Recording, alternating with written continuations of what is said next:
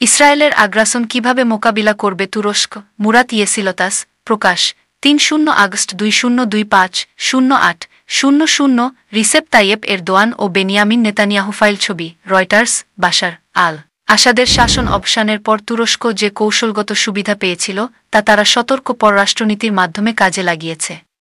তুরস্কের এই কৌশলকে কূটনৈতিক আপস হিসেবে বর্ণনা করা যায়।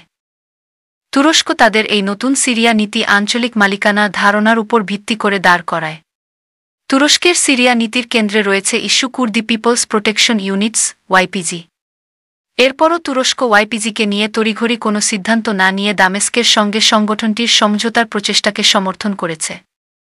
তুরস্কের লক্ষ্য হল একদিকে সিরিয়ার ভৌগোলিক অখণ্ডতা রক্ষা করা, অন্যদিকে ওয়াইপিজির আন্তর্জাতিক স্বীকৃতি পাওয়ার চেষ্টা ঠেকানো। এই ফাঁকে ওয়াইপিজি দামেস্কের সঙ্গে একটি চুক্তি করার জন্য সময় পায়।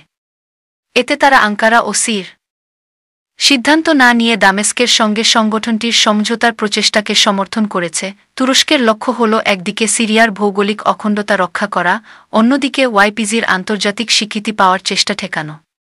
এই ফাঁকে ওয়াইপিজি দামেস্কের সঙ্গে একটি চুক্তি করার জন্য সময় পায়।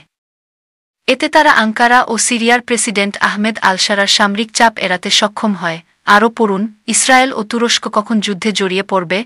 ২-৪ জানুয়ারি 2025। সিরিয়ায় ইসরায়েলের আগ্রাসী অবস্থানের ক্ষেত্রেও আঙ্কারা একই ধরনের আপসকামী নীতি নেয়। নতুন দামেস্ক প্রশাসনকে দুর্বল করা ও সিরিয়ার ভেতরে নিজেদের প্রভাববলয় বাড়ানোর ইসরায়েলি উদ্যোগের মুখে তুরস্ক কূটনৈতিক আলোচনা ও গোয়েন্দা প্রক্রিয়া সক্রিয় করে। সরাসরি সামরিক সংঘাত এড়িয়ে কৌশলী আলোচনার পথ বেছে নেয়। এই সময়ে ইসরায়েল সিরিয়ার নতুন সরকারের সামরিক সক্ষমতা ধ্বংস করে, গোলান মালভূমিতে নিজেদের নিয়ন্ত্রণ বিস্তৃত করে এবং দক্ষিণের দ্রুজ জনগোষ্ঠীকে রক্ষার নামে দামেস্কে প্রতীকী বিমান হামলা চালায়। কিন্তু এখন ইসরায়েল ও ওয়াইপিজির সঙ্গে তুরস্কের আপসের এই কৌশল আর কাজ করছে না। সিরিয়ার দক্ষিণাঞ্চলে সরাসরি নিজেদের প্রভাববলয় গড়ে তুলতে চাইছে ইসরায়েল। ইসরায়েলের লক্ষ্য হল তুরস্ককে অঞ্চলটি থেকে বের করে দেওয়া এবং দামেস্ক সরকারকে দুর্বল করে দিয়ে একটি অস্থিতিশীল সিরিয়া তৈরি করা। সুয়েইদাকে কেন্দ্র করে সাম্প্রতিক পরিস্থিতি সিরিয়ার ভেতরে গড়ে তোলা